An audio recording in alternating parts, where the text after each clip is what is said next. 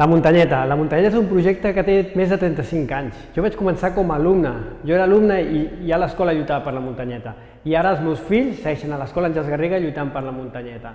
Aquest projecte pretén transformar un solar del barri, un lloc que no és segur, en un lloc segur, en un lloc agradable pels veïns, per les veïnes, pels alumnes, per les alumnes, que serveixi per tota la comunitat, un lloc on fer comunitat com a tal.